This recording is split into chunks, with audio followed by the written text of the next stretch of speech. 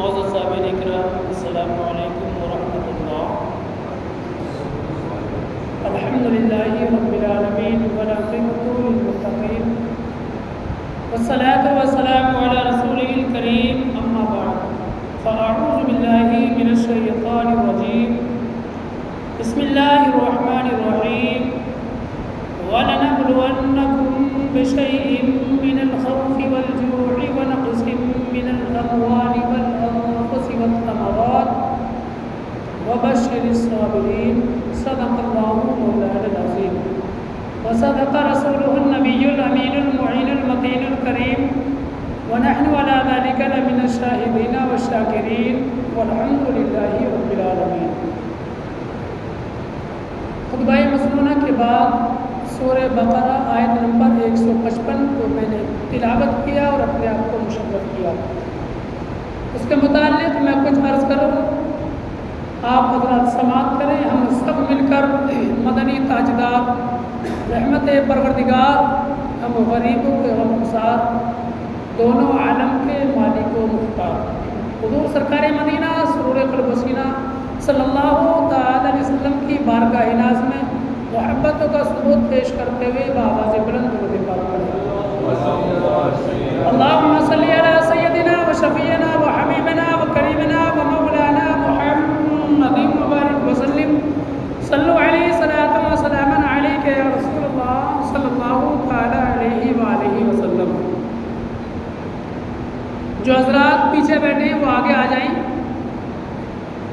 جو وضو کر آ رہے ہیں وہ بھی آ کر آگے سب بصف بیٹھتے رہیں، اور سنتیں پڑھنے کے لیے انشاءاللہ 5 منٹ کا وقت دیا جاتا ہے حضرات کو۔ بعد میں خطبت تقریر کے بعد 5 منٹ آپ حضرات کو سنتیں پڑھنے کے لیے وقت دیا جائے گا، لہٰذا آتے رہیں اور سب بصف بیٹھتے رہیں اور میری بات کو غور سے سنیں۔ اچھی لگے، سمجھ میں آئے تو سبحان اللہ کہنا، سننے کا بھی ثواب ملے گا۔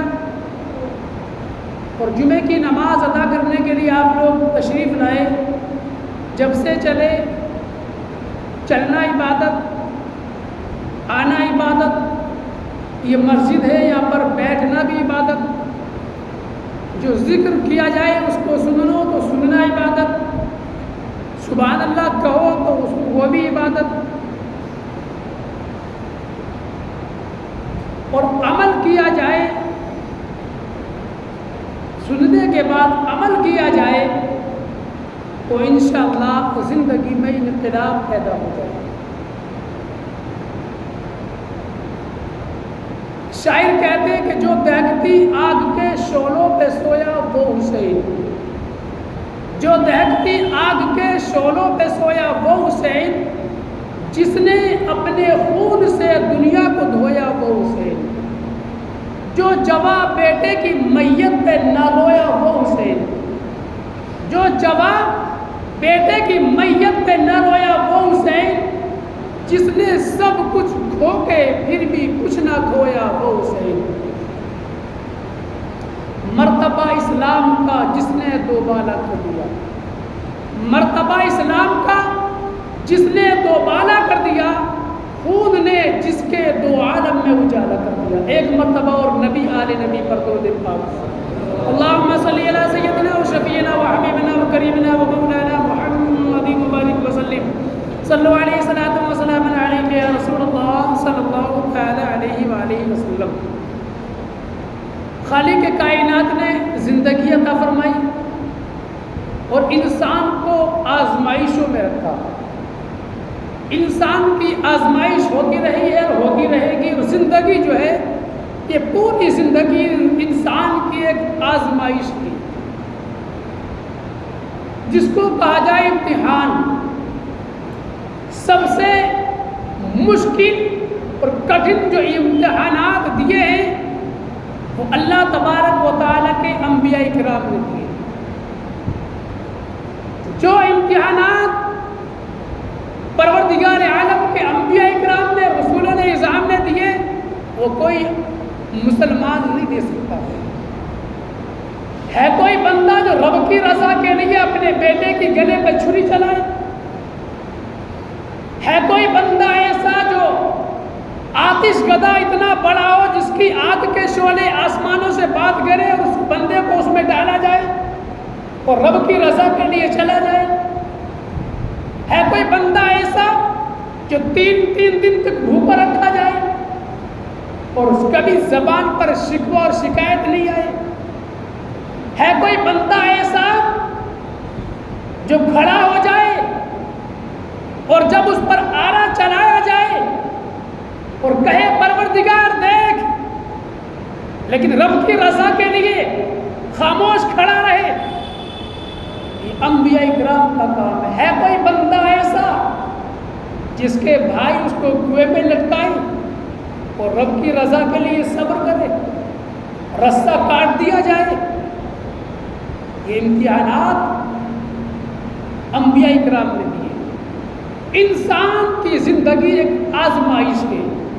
رب فرماتا ہے وَلَنَبْلُوَنَّكُمْ بِشَيْءٍ مِّنَ الْخَوْفِ وَالْجُوعِ وَنَقْصٍ مِّنَ الْأَمْوَالِ وَالْأَنفُسِ وَالثَّمَرَاتِ وَبَشِّرِ الصَّابِرِينَ۔ اور ضرور ہم تمہیں آزمائیں گے کچھ ڈر اور بھوک سے، کچھ مال، جانوں اور پھلوں کی کمی سے، اور خوشخبری سنا صبر والوں کو، جنہوں نے صبر کیا اور آزمائش میں امتحانات میں کامیاب ہوئے۔ اور جو بندہ امتحان میں کامیاب ہو جاتا ہے اس کا مرتبہ اور بلند و بالا ہو جاتا ہے، اور جتنا بڑا امتحان ہوگا اتنا ہی بڑا اس بندے کو مقام دیا جائے گا۔ دنیا کے اندر بھی آپ دیکھ لیجئے، جب کوئی انسان کوئی ڈگری حاصل کرتا ہے، کوئی عہدہ حاصل کرتا ہے، تو اس سے پہلے وہ ڈگری حاصل کرنے کے لیے محنتیں کرتا ہے، امتحانات دیتا ہے، پیپر دیتا ہے، اور اس میں اس کو بڑی پریشانیوں کا، دقتوں کا سامنا اٹھانا پڑتا ہے، مصیبتیں آتی ہیں ان کو جھیلتا ہے، برداشت کرتا ہے، اور پھر امتحان دیتا ہے، اور جب بندہ امتحان میں کامیاب ہو جاتا ہے پھر اس کو مقام دیا جاتا ہے، اس کو ایک عہدہ دیا جاتا ہے۔ اللہ تبارک و تعالیٰ اپنے بندوں کی آزمائش لیتا ہے، کسی کو دولت دے کر، کسی کو شہرت دے کر، کسی کو حسن و جمال دے کر، کسی کو حکومت دے کر، کسی کو طاقت دے کر، کسی کو غریبی دے کر، اور کسی کو مفلسی دے کر، اور کسی کو مرض دے کر پروردگار اپنے بندوں کی آزمائش کرتا ہے۔ میرا بندہ میری اس آزمائش میں کامیاب اترتا ہے، کامیاب ہوتا ہے۔ یہ کیسا ہوتا ہے؟ کھڑا اترتا ہے جب بندہ اس پریشانیوں میں، مصیبتوں میں اور غربت میں، مفلسی میں، غریبی میں اپنے صبر کا دامن نہیں چھوڑتا اور رب کی رضا کے لیے صبر کرتا چلا جاتا ہے، اور اس بات پر راضی رہتا ہے کہ جو میرا رب کا فرمان ہے، جو میرے رب کا حکم ہے، میں اس پر عمل کروں گا، یہ میری آزمائش ہے۔ اور اس نے صبر کا اور شریعت مصطفیٰ کا دامن نہیں چھوڑا، پھر وہ کامیاب ہو جاتا ہے، پھر پروردگار عالم اس کو مرتبہ عطا فرماتا ہے۔ یہ محرم الحرام کا مہینہ، چاند کی 2 تاریخ جمعے کا دن، میرے اور آپ کے آقا امام علی مقام رضی اللہ تعالی نے، کون نہیں جانتا وہ امتحانات آپ نے دیے کربلا کے میدان میں۔ حضرات کتنے امتحانات، قدم قدم پر آزمائش، کیسے امتحانات۔ میں رات عرض کر رہا تھا کہ حضرت امیر معاویہ رضی اللہ تعالیٰ عنہ کی جب وفات ہوئی، حضرات آپ خلیفہ بادشاہ تھے، بیٹے کو بلایا، یزید کو بلایا، اور بلانے کے بعد میں کہا بیٹا یزید سن، پوچھنے لگا ابا جان یہ بتائیے کہ میرے آپ کے بعد میں خلیفہ کون بنے گا؟ کہا بیٹا خلیفہ تو تو ہی بنے گا، لیکن حق تیرا نہیں ہے، حق تو امام علی مقام کا ہے۔ اس وقت پوری روئے زمین پر ان کے جیسے مقام کا کوئی بندہ نہیں ہے۔ خدا کے بندوں میں آج کی تاریخ میں پوری روئے زمین پر امام علی مقام کا جو مقام ہے، جو ان کا مرتبہ ہے، جو ان کی شان ہے، ان کی شان کے برابر کوئی نہیں، جو ان کا مرتبہ ہے ان کے جیسا کوئی نہیں۔ اور بیٹا سن، وصیت کرتے ہیں بیٹے کو، لیکن بیٹا کیا تھا؟ نااہل بیٹا۔ بیٹا وفادار ہوتا ہے باپ کی وصیتوں کو پورا کرتا ہے، اس مشن کو آگے بڑھاتا ہے جو باپ کا مشن ہو۔ اگر شاگرد وفادار ہوتا ہے تو استاد کے مشن کو آگے بڑھاتا ہے، اگر مرید چہیتا اور چاہنے والا اور وفادار مرید ہوتا ہے تو پیر کے مشن کو آگے بڑھاتا ہے، اس میں چاہے اس کو پریشانیاں آ جائیں یا بلائیں آ جائیں، مصیبتیں گھیر لے، لیکن وہ اپنے مشن سے قدم پیچھے نہیں ہٹاتا، اس لیے کہ میرے والد محترم کا مشن ہے، میرے استاد محترم کا مشن ہے، یہ میرے پیر و مرشد کا مشن تھا، اس لیے میں اس کو نہیں چھوڑوں گا، جب تک زندگی ہے اسی مشن میں لگا رہوں گا، جان جائے تو جائے کوئی پرواہ نہیں ہے۔ یہ وفادار لوگوں کا کام ہے، تو جو مشن کو چھوڑ کر باپ کا مشن تھا اس کو چھوڑ کر دوسرے مشن پر لگ گیا تو بیٹا وفادار نہیں غدار ہے۔ استاد کا مشن تھا کہ میں ایک مدرسہ چلاؤں، ایک بہترین جو ہے مدرسے سے حافظ قرآنی عالم دین نکلے اور مشن چلا دیا، لوگ جو ہے جڑتے رہے اور لوگ عمل کی طرف آئے، شاگرد نے اس سے الگ ہٹ گیا، اس کو جو ہے توجہ نہیں تھی، اس مشن سے الگ ہٹ گیا، وہ شاگرد وفادار نہیں ہے، وہ استاد کا غدار نکلا۔ وصیت کی بیٹا بادشاہ جب تو بن جائے تو حسین کے مشورے کے خلاف کچھ کام نہ کرنا، وہ کام کرنا جو ان کا مشورہ ہو، کام کرنے سے پہلے ان سے اجازت لینا، اور بیٹا سن تو ان کو اوپر بٹھانا تو نیچے بیٹھ جانا، ان کی عزت اور تقریب کرنے میں ان کی عزت میں کمی نہیں آنے دینا، پہلے ان کو کھلانا بعد میں تو کھانا، پہلے ان کو سلانا بعد میں تو سونا، پہلے ان کو پہنانا بعد میں تو پہننا۔ یہ وصیت کی تھی حضرت امیر معاویہ رضی اللہ تعالیٰ عنہ نے، اور 60 ہجری کو رجب کے مہینے میں جب آپ کا وصال ہوا، اس کے بعد میں یزید جب تخت پر بیٹھا اور یہ خلیفہ بنا یعنی بادشاہ بنا، تو اس نے سب سے پہلا یہ کام کیا کہ جو گورنر تھے ان تمام گورنروں کو ایک خط لکھے، اور خطوط لکھنے کے بعد میں خطوط پہنچا دیے، اور اس میں لکھ دیا، گورنروں کو لکھ دیا، آرڈر یہ تھا، حکم یہ تھا کہ میری جو ہے لوگوں سے بیعت لی جائے، اور مدینے کا اس وقت میں ولید بن عقبہ گورنر تھے۔ خط لکھا، ولید بن عقبہ سنو، والد محترم حضرت امیر معاویہ کی وفات ہو گئی، اب میں خلیفہ ہوں، مدینے کے لوگوں سے میری بیعت لو، اور بالخصوص حضرت امام حسین رضی اللہ تعالیٰ عنہ، حضرت عبداللہ بن زبیر رضی اللہ تعالیٰ عنہ، اور حضرت عبداللہ بن عمر رضی اللہ تعالیٰ عنہ، ان تینوں سے، اور ایک روایت میں تھا عبد الرحمن بن ابو بکر بھی تھے، ان سے بیعت ضرور لی جائے۔ خط لکھا، خط پہنچا مدینہ المنورہ، وہاں کا جو گورنر تھا ولید بن عقبہ، جب اس کے پاس یہ خط پہنچا، اس نے خط پڑھا، گھبرا گیا، اب کیا کروں، یہ تو بہت مشکل ہے، لیکن عمل نہ کیا جائے تو وہ بادشاہ ہے، عہدے سے ہٹا سکتا ہے، عہدے سے برخاست کر سکتا ہے، عہدہ چھین سکتا ہے، لیکن حضرات محترم اس نے یہ کیا کہ حضرت امام علی مقام رضی اللہ تعالیٰ عنہ کو لیے بلاوا بھیجا، قاصد گیا اور کہا سرکار آپ کو ولید بن عقبہ بلاتا ہے۔ حضرات محترم، اور اس نے مشورے کے لیے مروان کو بلایا۔ مروان وہ شخص تھا کہ جس کے باپ کے لیے میرے اور آپ کے نبی نے لعنت فرمائی تھی، اور حضرات محترم وہ مروان جو بغض اور عداوت رکھتا تھا، جس کے اوپر اللہ کے حبیب نے لعنت فرمائی، جس کے باپ کا کے لیے اللہ کے پیغمبر نے لعنت فرما دی ہو، حضرات محترم وہ مروان بھی بلا لیا گیا۔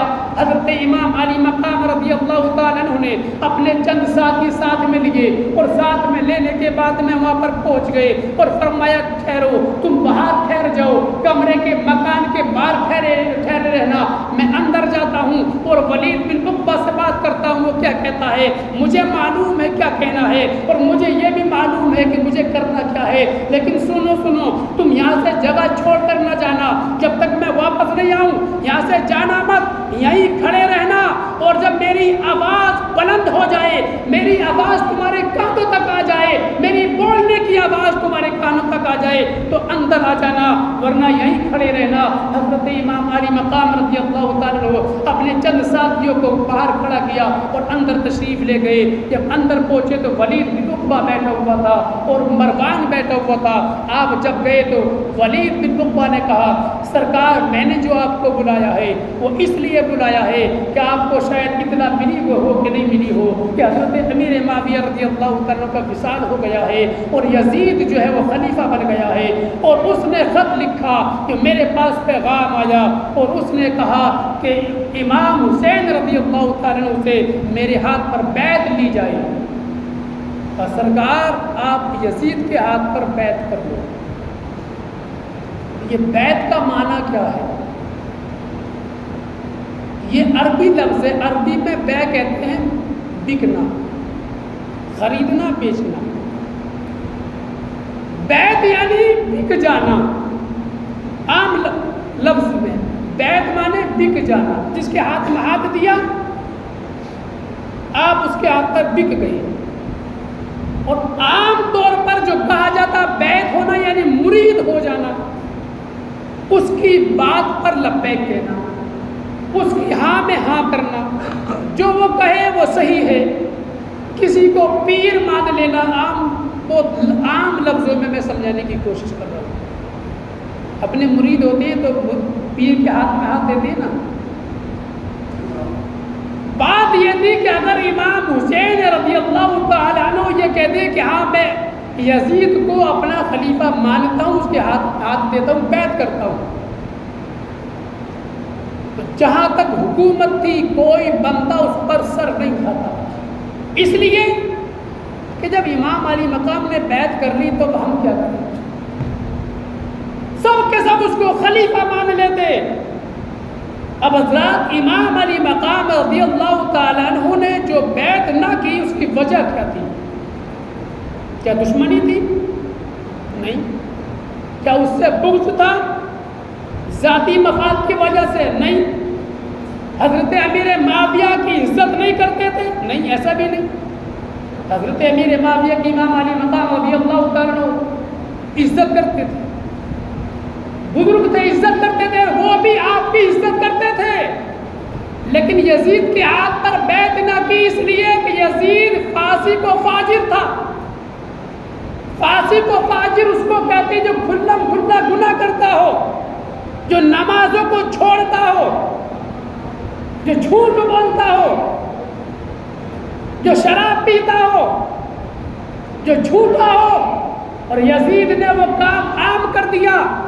اور روایتوں میں یہاں تک آتا ہے کہ اس نے تو زناکاری کو عام کر دیا تھا، زناکاری کو معاذ اللہ عام کر دیا تھا، شراب نوشی کو عام کر دیا، بلکہ ایک روایت میں یہ بھی آیا معاذ اللہ کہ اس نے تو سگی بہن کے ساتھ نکاح کو بھی جائز قرار دے دیا تھا، نکاح کرنے کو جائز قرار دے دیا تھا، کرو نکاح، کوئی پکڑ نہیں۔ میرے امام علی مقام ایسے کو کیسے بادشاہ تسلیم کر لیں؟ میں آپ سے پوچھنا چاہتا ہوں، اگر کوئی شراب پینے والا بندہ آ جائے اور مصلی پر کھڑا ہو جائے کہ نماز پڑھو گے؟ ہرگز نہیں پڑھو گے۔ کتنی بڑا حکمران آ جائے، کتنی بڑا طاقتور آ جائے، اپنی نوک پر لوگوں کو نچانے والا آ جائے، آپ اس کے ڈر سے سب کچھ کام کر سکتے ہو، لیکن اگر وہ مصلی پر کھڑا ہو جائے تو اس کے پیچھے نماز نہیں پڑھو گے، اس لیے کہ کوئی امام بننے کے قابل نہیں ہے۔ تو جب تم امام نہیں بنا سکتے تو پھر میرے امام علی مقام اس کو بادشاہ کیسے مانتے؟ اس بات سے ان لوگوں کو غور کرنا چاہیے جو مرید ہوتے وقت کسی کے ہاتھ میں اپنا ہاتھ دیتے ہیں تو سبق حاصل کرے میرے امام علی مقام رضی اللہ تعالیٰ کی اس قول و فعل سے۔ حضرات یہ کربلا کی تاریخ، یہ واقعہ، یہ کوئی واقعہ نہیں ہے، یہ کوئی جنگی واقعہ ہی نہیں ہے کہ صرف جنگ تک سیمت رہ گیا۔ یہ ایک ایسا باب ہے کہ جو اس باب کو پڑھ لے اور سمجھ لے اور اس پر عمل کر لے اس کی زندگی کامیاب ہو جائے گی، وہ سیدھے راستے پر ہے، وہ جنتی ہے۔ تاریخ کربلا یہ ایک ایسی کتاب ہے کہ اس کا جو مطالعہ کر لے اور امام علی مقام نے جو پیغام دیا، جو قول و فعل پر عمل کر لے تو سمجھ لو کہ وہ جنتی ہے۔ سمجھنے کی ضرورت ہے، میرے امام علی مقام نے ہاتھ میں ہاتھ نہیں دیا۔ اب ان لوگوں کو سبق حاصل کرنا چاہیے۔ اپنے آپ کو حسینی تو کہتے ہیں، لیکن اس بات پر غور کریں کہ ہم جس کے ہاتھ میں ہاتھ دے رہے ہیں، ایسا تو نہیں کہ جو یزید چاہتا تھا یہ بندہ بھی وہی کام کرتا ہے۔ میرے امام علی مقام چاہتے کیا تھے؟ ان کا مشن کیا تھا؟ ان کے ارادے کیا تھے؟ ان کی تمنا کیا تھی؟ ان کی آرزو خواہش کیا تھی؟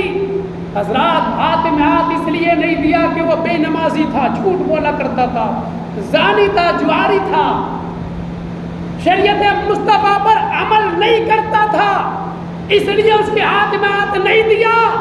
اب جو لوگ ایسے لوگوں کو پیر بناتے ہیں، جو شریعت کے خلاف کام کرتے ہیں، نمازوں کو چھوڑتے ہیں، روزوں کو چھوڑتے ہیں اور داڑھی مڈاتے ہیں، اور جو لوگ ایسوں کے ہاتھ میں ہاتھ دیتے ہیں، وہ یہ خوب سوچ لیں کہ میرے امام علی مقام نے سر تو دے دیا لیکن یزید کے ہاتھ میں ہاتھ نہیں دیا، اور ہم ایسوں کے ہاتھ میں ہاتھ دے رہے ہیں، پھر ہم حسینی کیسے ہو گئے؟ ہم تو یزیدی بن گئے، ہم تو یزیدی بن گئے، حسینی نہیں رہے۔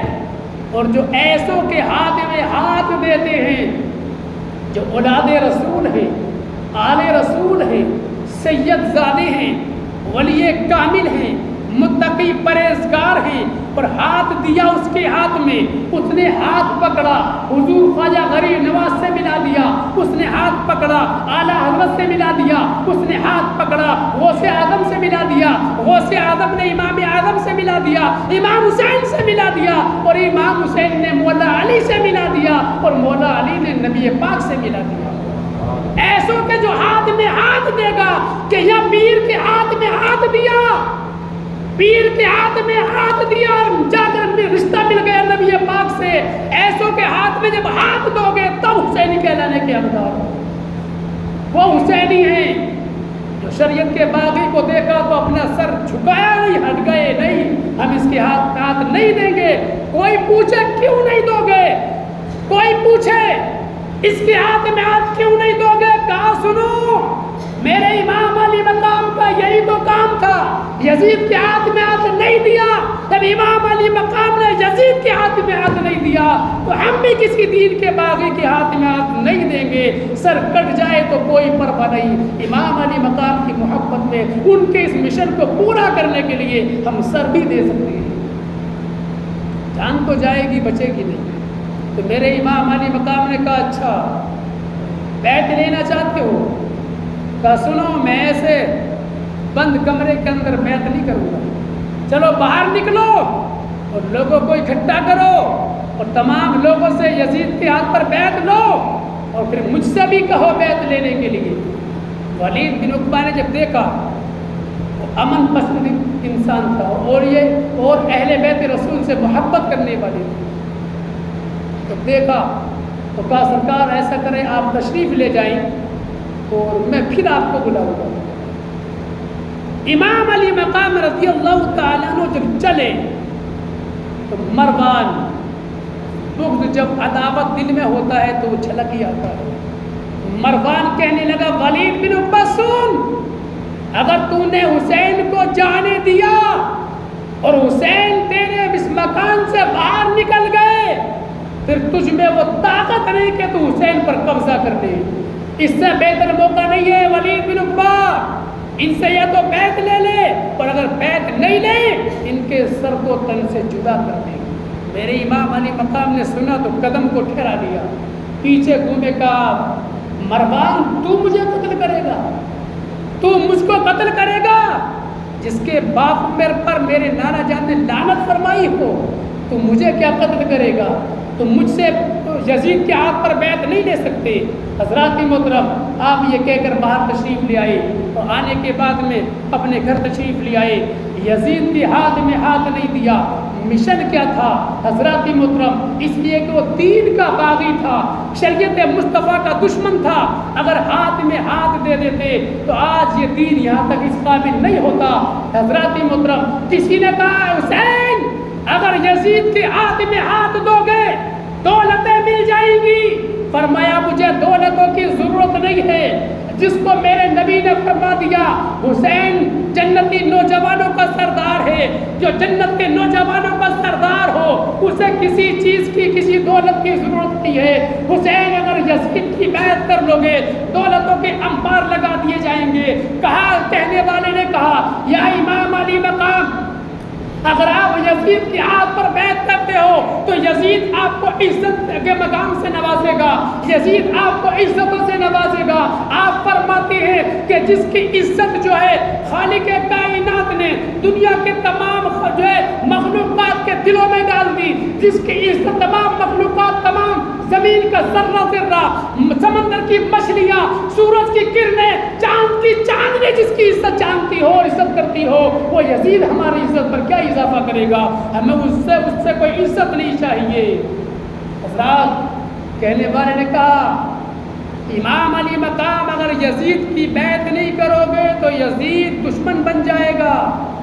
کا کوئی پرواہ نہیں ہے، یزید دشمن بن جائے کوئی پرواہ نہیں، بس پرواہ اس بات کی ہے کہ شریعت مصطفیٰ کے خلاف کوئی کام نہ ہو جائے، نانا جان کی امت کے لیے جو کروں وہ بہتر کروں، شریعت کے خلاف کوئی کام نہ ہو جائے۔ بس ناراضی کی اگر فکر ہے تو اس بات کی ہے کہ میرے نانا جان ناراض نہ ہو جائے، میرا پروردگار ناراض نہ ہو جائے۔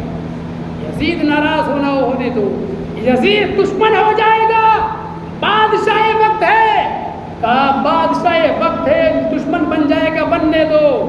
لیکن سنو لوگو، یزید کس چیز کا بادشاہ ہے؟ کس چیز کا بادشاہ؟ یزید صرف وقتی طور پر حکومت دی ہے، میرے رب نے اس کو دی، اس کو حکومت دے دی، وہ میرا دشمن بن جائے گا، میرا کچھ نہیں بگاڑ سکتا۔ لیکن سنو، تمام بادشاہوں کا بادشاہ میرا پروردگار ہے، میرا پروردگار ہے، میرا رب اگر مجھ سے راضی ہے مجھے کسی کی دشمنی سے کوئی فرق نہیں پڑتا۔ حضرات، اگر امام علی مقام رضی اللہ تعالیٰ اگر بیعت کر لیتے تو دولتوں کے انبار لگا دیے جاتے، دولتیں ملتی۔ اب قوم مسلم اس بات پر دھیان دے، امت محمدیہ اس بات پر غور و فکر کرے،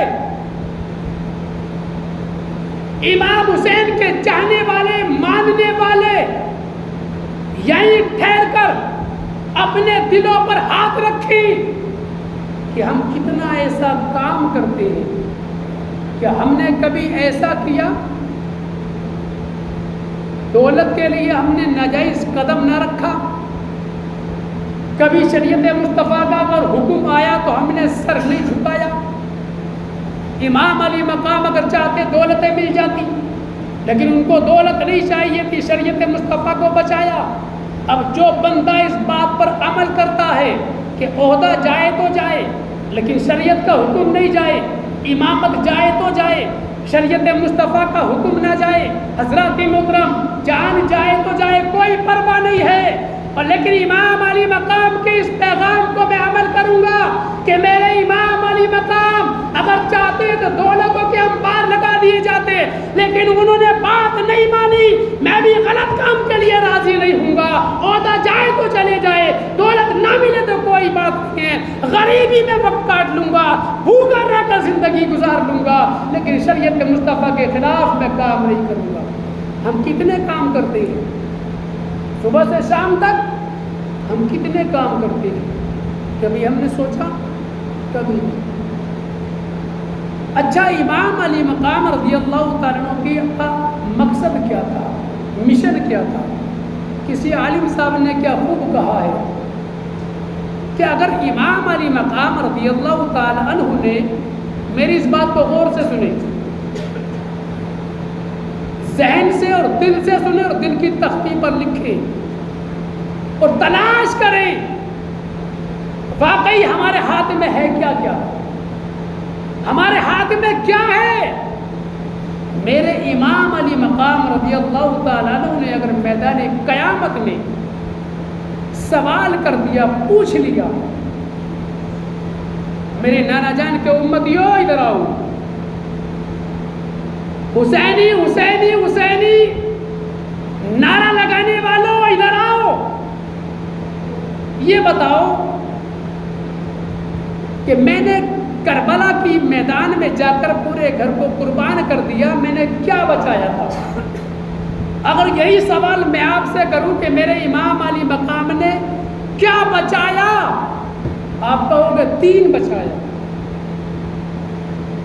اب اگر میں پوچھ لوں کہ دین، جس دین کو بچایا میرے امام علی مقام نے، کیا وہ دین ہمارے پاس ہے؟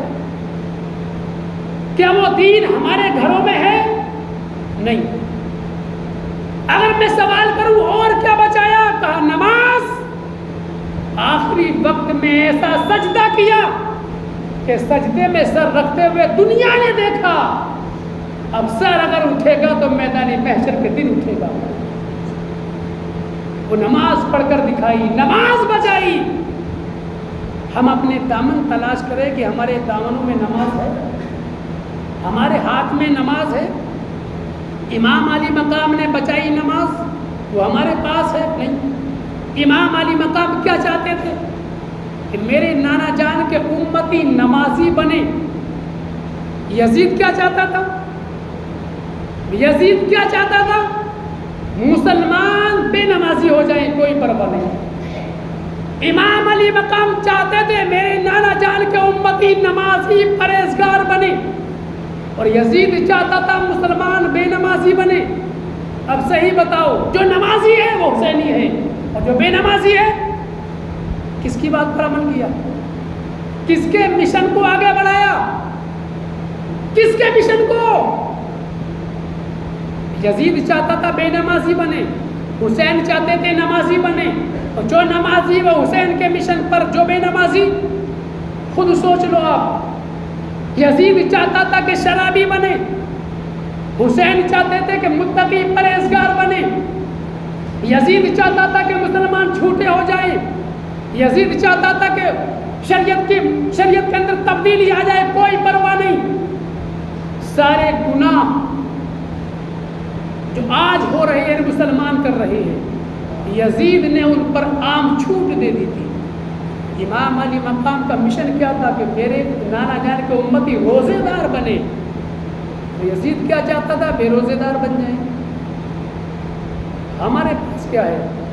روزے ہیں ہمارے پاس، ہمارے دامن میں نماز نہیں ہے، روزے ہمارے دامن میں نہیں ہے، زکوٰۃ وہ بھی نہیں، اچھا کردار وہ بھی نہیں۔ امام علی مقام کے چہرے پر داڑھی تھی، ہمارے چہرے پر نہیں، تو ہم نے کس کے مشن کو آگے بڑھایا؟ میری بات غلط تو نہیں ہے؟ بات سمجھ میں آ رہی ہے کہ نہیں؟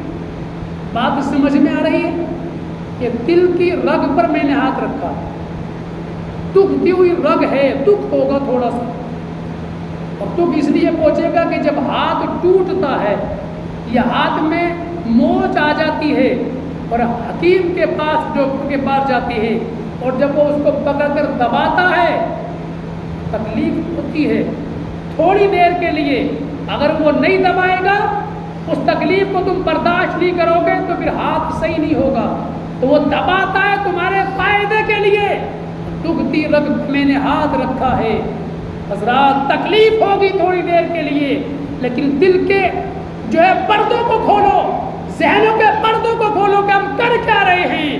پکے اور سچے حسینی بنو، پکے اور سچے حسینی بنو، نمازی بن جاؤ، اپنے کردار اچھے کر لو، اپنے اخلاق اچھے کر لو، اپنے لباس اچھے کر لو، اپنے صورت اور سیرت کو اچھی بنا لو، ایسے حسینی بن جاؤ۔ حضرات ہمیں نعرہ لگانے کی ضرورت نہیں ہے۔ حضرت بلال رضی اللہ تعالیٰ عنہ نے کہیں نہیں کہا کہ میں عاشق رسول ہوں، اعلیٰ حضرت نے کہیں نہیں کہا میں عاشق رسول ہوں، حضرت ابوبکر صدیق نے کبھی نہیں کہا میں عاشق رسول ہوں۔ قیامت تک کے مسلمان ان کو عاشق رسول کہتے چلے جائیں گے، اس لیے کہ انہوں نے عشق کیا ہے، اور عشق جو ہے وہ چھپتا نہیں ہے، چھپ جاتا ہے۔ عاشق تو بن جاؤ، ہمیں گلی گلی نعرہ لگانے کی ضرورت نہیں پڑے گی۔ ہم جس دن سچے اور پکے حسینی بن گئے، ہم راستے میں نکل کر جائیں گے، اپنے تو اپنے غیر بھی کہیں گے اس کو دیکھو یہ حسینی جا رہا ہے، اس کو دیکھو یہ حسینی جا رہا ہے۔ ہم نعرہ تو لگاتے حسینی ہے، لیکن ہمارا عمل کچھ اور ہے، ہمارا کردار کچھ اور ہے، ہمارا اخلاق کچھ اور ہے۔ ہمیں اپنے آپ کو تلاش کرنا ہے، اپنے دلوں کے اندر جھانکنا ہے کہ میرے امام علی مقام کا مشن کیا تھا اور ہم کر کیا رہے ہیں۔ ہمیں ان کے مشن کو آگے بڑھانا ہے، میدان قیامت میں ان کے پاس جا کر کھڑے ہو جائیں اور وہ دور سے بلائیں، آئے ادھر آ میرے نانا جان کے امتی، تو میرا غلام ہے، میرا چاہنے والا ہے، تو پکا حسینی ہے، میرے قریب آ جا۔ ایسے عمل کرو، ایسے اپنے اخلاق اور کردار بناؤ۔ اللہ تبارک و تعالی ہم تمام مسلمانوں کو نیک عمل کرنے کی توفیق عطا فرمائے۔ جو کچھ میں نے کہا جو غلطی ہوئی خدا معاف فرمائے۔ استغفر اللہ ربی من کل ذنب واتوب الیہ، واخر دعوانا ان الحمد للہ رب العالمین۔ السلام علیکم ورحمۃ اللہ۔